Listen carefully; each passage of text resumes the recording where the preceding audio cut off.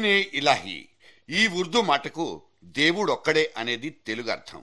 ఈ Ram Robert Rahim concept ని మాత్రమే వర్కౌట్ చేసి పరమతాలతో కూడా బంధుత్వం కలుపుకున్న 14వ శతాబ్దం నాటి మొఘల్ సామ్రాట్ అక్బర్ పాదుషాకి ఇవాల్టి పాత బస్తీ రెబెల్ స్టార్ అక్బరుద్దీన్ కి ఏదైనా తేడా కొడుతోందా? అరెస్ట్ అయిపోతున్నా ఆపండి మొర్రో అంటూ పిటిషన్ పెట్టుకున్న ఈ కుర్ర ఓవైసీకి శ్రీ కోర్టు వారు గడ్డి పెట్టిన తీరే చెప్తోంది ఈ అక్బర్ వారు బరి తెగించారని, బౌండరీలు కూడా దాటిపోయారని. మోటు మాటలతో మతాల మీద విషాన్ని పిచికారీ చేసిన ఈ చిన్నోడి చిలిపితనానికి ముస్లిమేతర గుండెల్ని కూడా గెలిచేసుకున్న నాటి అక్బర్ పాదుషాకు పోలికలెక్కడా?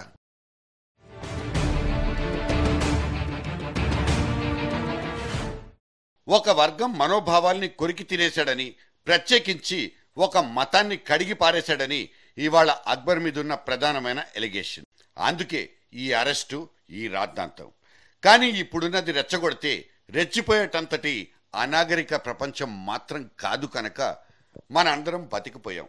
ఎందుకు, ఏమిటి, ఎలా అంటూ విచక్షణతో ఆలోచించే నైతికత జనసామాన్యంలో ఒక మోస్తరుగా వేళ్లునుకుపోయింది కనుక ఈ అక్బర్ వారి వెర్బల్ పొల్యూషన్కి ఇలా చెక్ పడిపోయింది. ఇక ఒక్క ఫ్రైడే ప్రేయర్ ముగిసిపోతే పాత బస్తీకి పోలీసులకు రిలీఫ్ దొరికినట్లే లెక్క.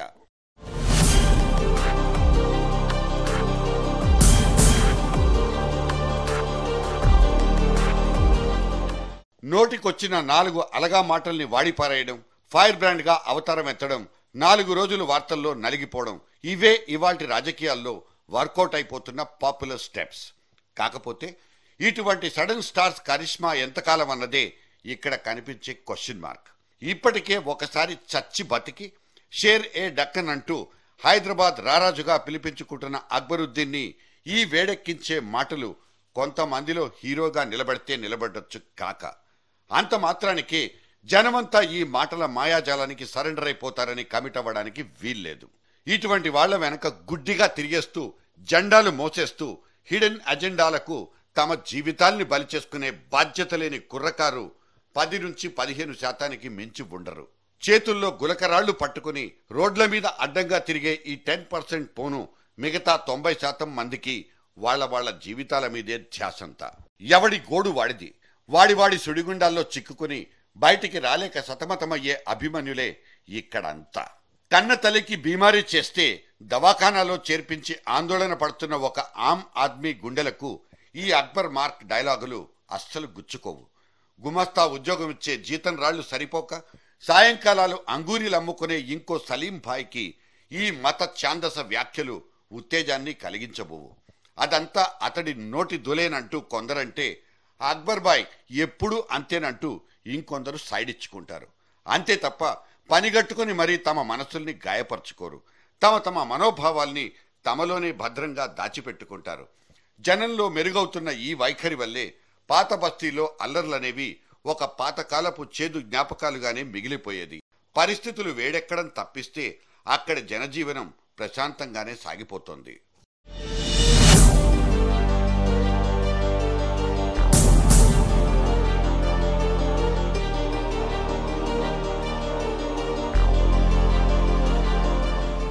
నిజానికి రెచ్చగొట్టే ప్రసంగం చోటు చేసుకున్న తేదీ డిసెంబర్ 24. అది కూడా నిర్మల్ అనే ఒక చిన్న సైజు పట్టణానికే పరిమితం. అక్బర్ నోటి వెంట రాలిపడినట్లు చెప్తున్న ఆ 4 ముత్యాల్ని ఏర్చుకుని కూర్చుకుని 10 రోజుల గ్యాప్ తర్వాత, అంటే జనవరి 3 నుంచి యూట్యూబ్లో పెట్టేయడం ఏంటి? ఇదంతా ఓ కట్టుకదేనని, దేన్నో ఆశించుకుని ఎవ్వరో అల్లేసుకున్న ఒక ఫిక్షనల్ స్క్రీన్ ప్లే మాత్రమేనన్న సంగతి జనానికి సులభంగా అర్థమైపోయింది. అందుకే ఏ ఒక్క చోట కూడా రెచ్చిపోకుండా వ్యూహాత్మక నిశ్శబ్దం పాటించింది.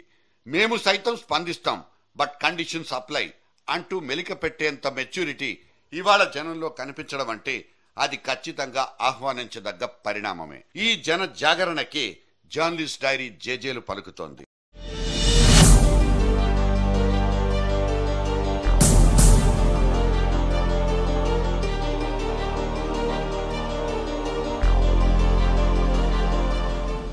నిజానికి హృదయ స్పందనల్ని వృధా చేసుకోవడం అన్న మేలుకొలుపు జనంలో ఇప్పటికిప్పుడు పుట్టింది కాదు.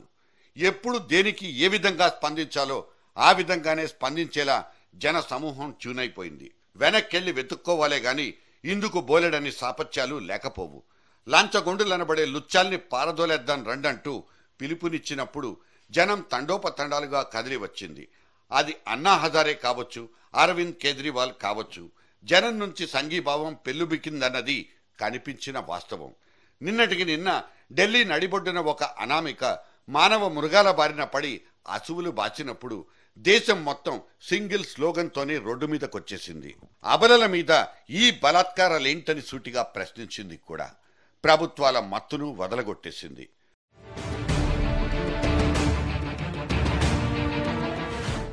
అక్బరుద్దీన్ని జైల్లో పెడితే అంతే సంగతులంటూ ఒక సందర్భంలో సర్కార్ కూడా సందేహించింది. కానీ ఇవాళ అటువంటి ఉపద్రవం ఏది ముంచుకు రాలేదు.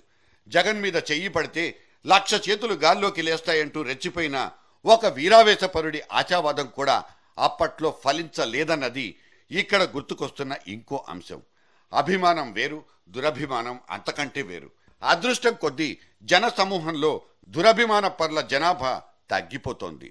అభిమానానికి హద్దులు గీసుకుంటూ ఒక పరిధి వరకే స్పందించాలన్న కమిట్మెంట్ కూడా పెరుగుతోంది. మతాలు మనోభావాలతో చెలగాటమాడే రాజకీయ క్రీడకు కాలం చెల్లిపోయింది. అందుకే రథయాత్రల సీజన్లకు చెక్ పెట్టేసుకుంది కమలం పార్టీ. పాషాణ హృదయుడు, కరుడుగట్టిన హైందవుడంటూ ముద్రలేసుకున్న నరేంద్రుడనే గుజరాతీ ఖల్ నాయకుడే ముస్లిం సోదరుల్ని మంచు చేసుకుని ఓట్ల బుట్టను పరిపుష్టం చేసుకున్నాడు.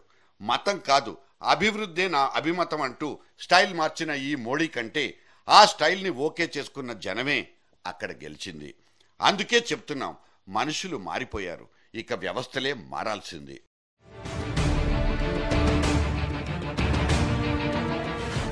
ఇవాళ అక్బరుద్దీన్ కథ నిర్మల్ సబ్ జైల్ దగ్గరే ఆగిపోకుండా దాని నుంచి ఎంతో కొంత బాపుకుందామంటూ స్టేట్ వైడ్ క్యాంపెయిన్ మొదలు పెట్టుకుంది మన రాష్ట్రీయ కమల దండు. అక్బరుద్దీన్ మాటలు ముట్టించిన చలిమంటల్లోనే తాము చలికాచుకుంటూ ఆ వేడి మీదే మా పప్పుల్ని కూడా ఉడకేసుకుంటామంటూ ఉరకలెత్తడం ఒక్క రాజకీయ నాయకులకే చెల్లింది. సరే పోనిద్దాం, అది వాళ్ళ బతుకు తెరువు. అక్కడ మనందరం మాత్రం అతిథి పాత్రలం, నిమిత్త మాత్రలం. That's all. మజ్లిస్ పార్టీ చేసినటువంటి ప్రసంగాన్ని ప్రతి ఇంట్లో ప్రతి ఒక్క మహిళా సోదరీమణికి వినిపించాల్సిన అవసరం ఉంది. ప్రతి ఒక్కరి మద్దతు కూడా కట్టాల్సినటువంటి అవసరం ఉంది. మజ్లిస్ పార్టీని రాష్ట్ర రాజకీయాల నుంచి, దేశ రాజకీయాల నుంచి ఏకాకిని చేయాల్సిన అవసరం ఉంది. అదొక రాజకీయ పార్టీ. మొత్తం ముసుగుతో ఉన్నటువంటి ఒక మూట, మొత్తం ముసుగుతో ఉన్నటువంటి ఒక కుటుంబ ఆధారితమైనటువంటి పార్టీ మజ్లిస్ పార్టీ. మా గోమాత ఆవుల గురించి మాట్లాడితే నీ నాలుకలు చీలికలు చేస్తావు.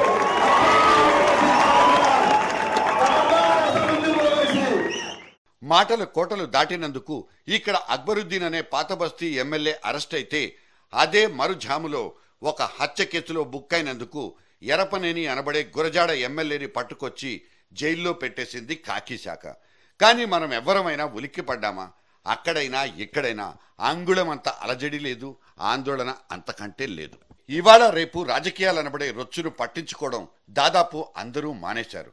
ఎందుకంటే ఇప్పుడు అందరిది ఒకటే పాలసీ, నెసెసిటీ ఆఫ్ లివింగ్. ఎవడి క్యాలెండర్ వాడిది, ఎవడి బతుకు వాడే బతకాలి. పాలిటిక్స్ అనేవి పొలిటీషియన్లకు, మీడియాకు తప్పిస్తే మనుషులకు మాత్రం పనికిరావు. అక్బర్ అరెస్ట్ ఎపిసోడ్ ఎవరికి లాభిస్తుంది, ఏ పార్టీని దెబ్బతీస్తుందంటూ సాగే విచిత్రమైన విశ్లేషణలే ఈ ట్రెండ్కి అద్దం పట్టేస్తాయి. నైతిక విలువలు పాటించలేదంటూ ఒకవేళ అక్బర్ను అసెంబ్లీ నుంచి బర్తరఫ్ చేసినా అదే నియోజకవర్గం అతన్ని మళ్లీ అఖండ మెజారిటీతో గెలిపించినా గెలిపించుకోవచ్చు. సో గెలుపోటమల్ని ఖరారు చేసేది ప్రజలు కాదు, సదరు ప్రామాణిక అంశాలే వేరుగా ఉంటాయి. నిజం చెప్పుకోవాలంటే ఇవాల్టి లీడర్లు దేనికైనా సిద్ధహస్తులు. వాళ్ళు తలుచుకుంటే ఆస్తికులకు నాస్తికులకు మధ్య జగడం పుట్టిస్తారు. మరీ మితిమీరితే శాకాహారులకు మాంసాహారులకు మధ్య నిలబడి సిగపట్లు పట్టించేస్తారు. అందుకే ఈ కుస్తీ పోటీలకు దొరకకుండా అప్రమత్తంగా ఉంటోంది ఇవాల్టి జనసామాన్యం. ఆ మకిలి మాకు మాత్రం అంటించకండి. Touch me not.